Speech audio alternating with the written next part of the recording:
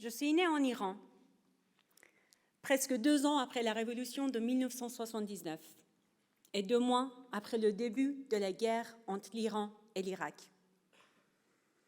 Mes parents se sont rencontrés pendant la révolution contre le Shah d'Iran. Ils ont réussi à remplacer une dictature par une autre. Ils sont restés fidèles à l'idéologie de la République islamique, qui n'est ni république ni islamique. Et aujourd'hui, je ne sais vraiment pas ce qu'ils pensent de la révolution actuelle, ni même de la religion. Car devenir qui je suis m'a donné le courage de couper les ponts entre nous. En effet, je suis devenue la personne exacte l'opposé de ce qu'ils voulaient que je sois. Une femme bien voilée,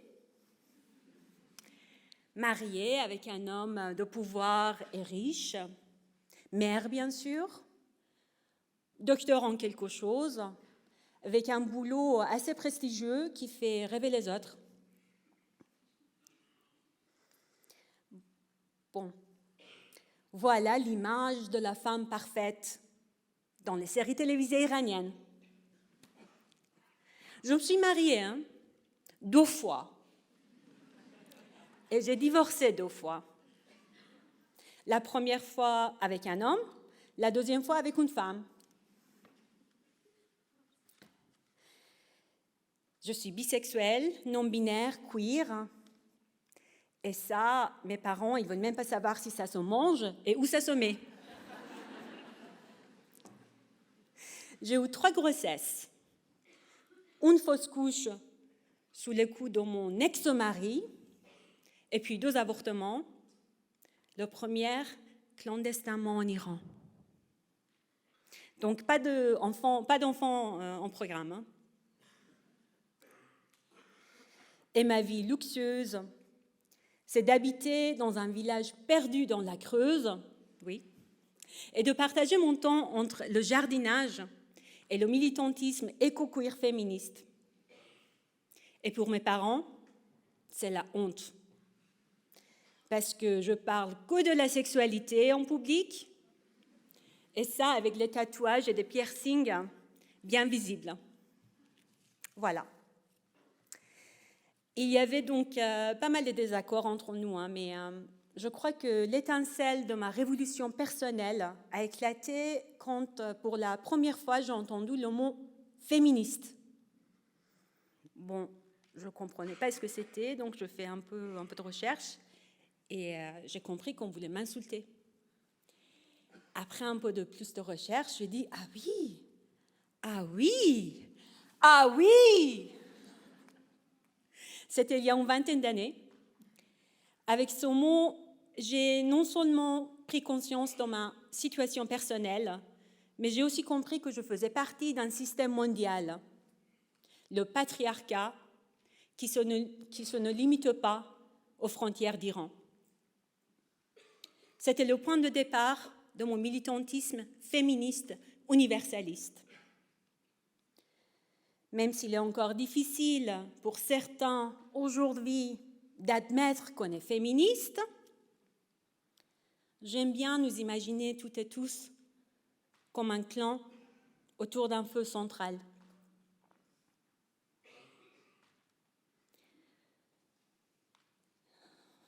Dans ce clan, il y a des révolutionnaires d'Iran, comme les militants et militantes d'ici.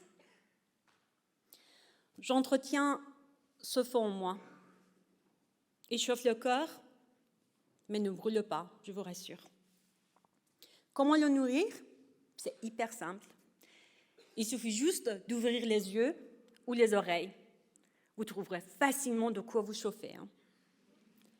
C'est plus efficace si vous comprenez le persan, parce que c'est la langue des hommes au pouvoir en Iran et en Afghanistan. Et là, vous flambez,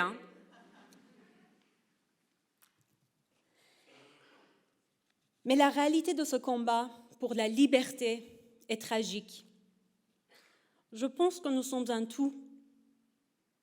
Et les victoires, comme les drames, nous appartiennent.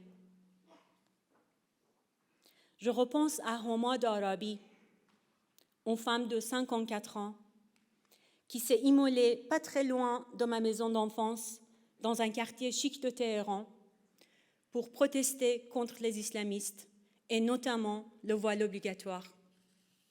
C'était il y a 28 ans. Il a été aussi emprisonné par le régime de Shah, donc elle ne voulait pas de dictature, ni roi, ni moulin, comme moi et vous, j'espère.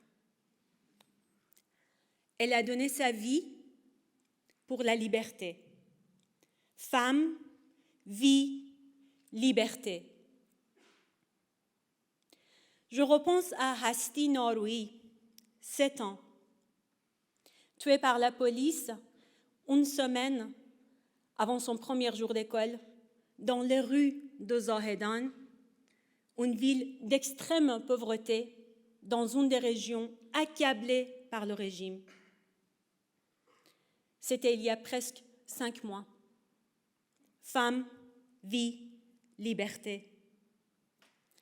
Je repense à Sepideh Ashnou, le visage tuméfié, forcé à confesser son crime d'avoir mal porté son voile sur toutes les chaînes de télé iraniennes. Seulement 17 jours après sa libération sous caution, c'est Gina Mahsa Amini qui a été tuée par la police de Meurs. Gina était kurde. Sur sa tombe, son oncle écrit « Gina, tu ne mords pas, ton nom sera le mot d'ordre pour la liberté ». C'était il y a 152 jours. Son meurtre a été l'étincelle de la révolution actuelle. Jen, Jian, Azadi, femme, vie, liberté. Le feu de la colère du peuple couvait déjà depuis très longtemps. Ils ont compris pourquoi et comment ils sont opprimés. Et plus rien ne peut les arrêter. Et là où je suis, rien ne peut m'arrêter non plus. Depuis 15 ans, je lutte avec les mouvements féministes et queer, iraniens, afghans, français et européens.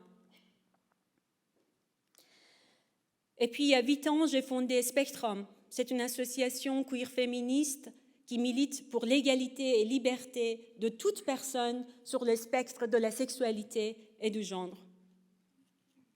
Notre groupe cible, tous les personnophones, à partir de 3 ans.